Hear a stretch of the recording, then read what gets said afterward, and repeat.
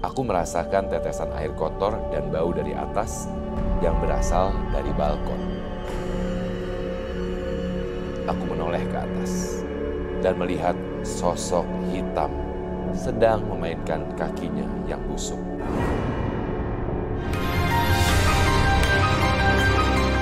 Kami berangkat dari jam 4 sore, tapi sudah hampir 5 jam perjalanan. Desa X yang dimaksud belum juga ditemukan.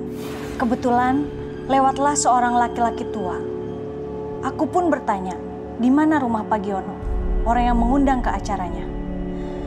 Laki-laki tersebut menunjuk ke arah belakangku. Saat itu aku menoleh.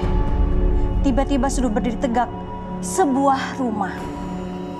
Aku terkejut. Karena sebelumnya yang aku lihat hanya rumputan dan pohon. Akhirnya waktu yang ditunggu datang. Saat aku dan teman-teman band naik ke atas panggung, aku melihat semua penonton sudah penuh.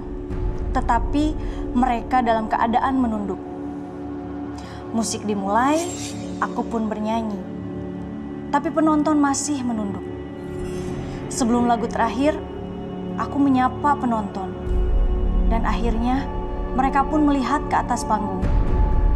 Tapi aku langsung merinding ketika melihat mata mereka yang semua bagian matanya berwarna putih.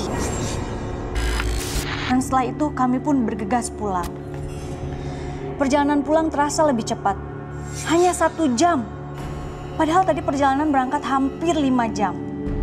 Sesampainya di kota, aku menceritakan pengalaman ini ke pacarku.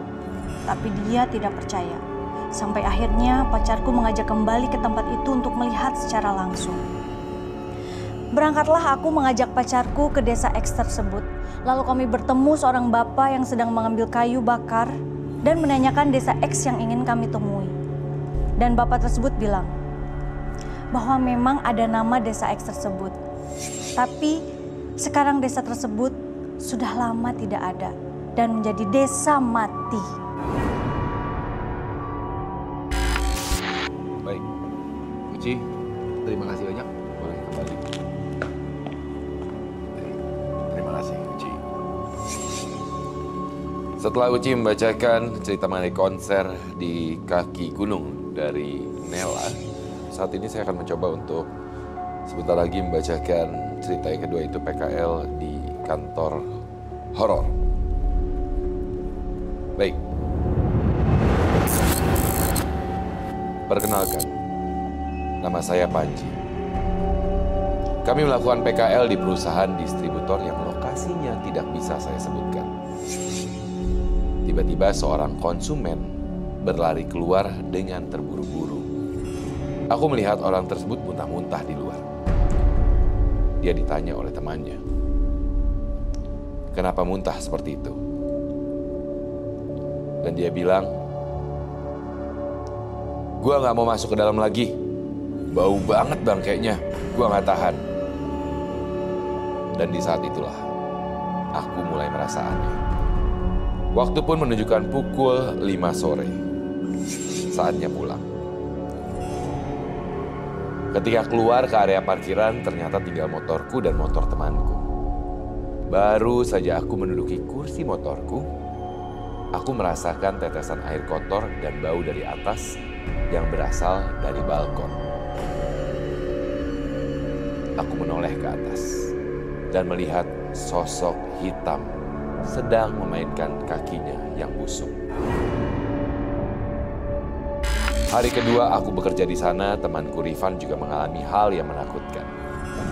Di jam yang sama, yaitu saat jam pulang, ia yang terakhir keluar dari gedung berteriak terbirit-birit menghampiri aku dan Pak Satpam di luar. Rifan menjelaskan, dia tadi melihat ruang admin ramai sekali. Lalu ketika dia menghampiri ruangan, ternyata banyak sekali makhluk aneh yang kebanyakan berwarna hitam. Pak Satpam pun menjelaskan kalau di tempat ini memang sering terjadi kejanggalan. Karena sejarahnya di area ruko ini pernah terjadi kebakaran yang memakan korban jiwa. Dan seperti kita ketahui, tadi antara cerita dari Nela dan juga cerita dari Panji yang sudah dikirimkan melalui email medium@an.tv. Dan saat ini tim Medium juga sudah berusaha untuk menghubungi Nela. Apakah kita sudah tersambung? Kita akan mencoba untuk menelpon terlebih dahulu. Selamat malam Nela. Selamat malam. Baik, selamat malam Nela. Suara saya terdengar jelas? Terdengar jelas. Terdengar jelas. Baik, Nela, selamat Anda mendapatkan 1 juta rupiah dari Medium, dari cerita yang Anda kirimkan melalui email ke medium@an.tv mengenai pengalaman Anda ketika waktu itu konser di sebuah wilayah yang ternyata penuh dengan makhluk tak kasat mata ya.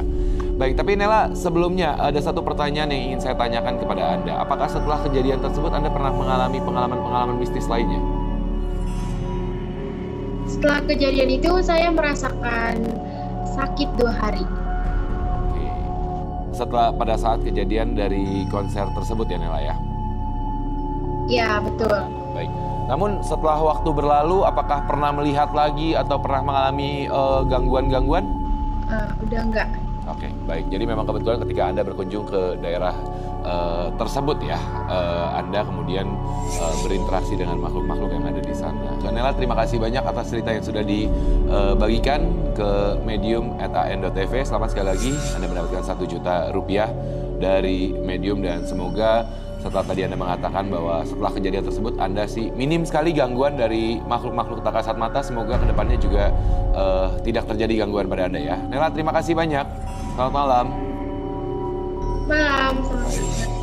Baik, sekali lagi teman misteri, jangan lupa Anda bisa mendapatkan 1 juta rupiah dari Medium apabila Anda membagikan pengalaman misteri Anda melalui email ke medium@an.tv, di mana setiap malamnya kami akan memilih 2 cerita untuk dibacakan dan tentunya salah satunya akan mendapatkan 1 juta rupiah dari Medium. Tasya, terima kasih banyak. Ervan, terima kasih banyak. Uci, terima kasih banyak. Para panelis, terima kasih banyak. Tidak ada salahnya kita semua untuk berdiri mungkin ya.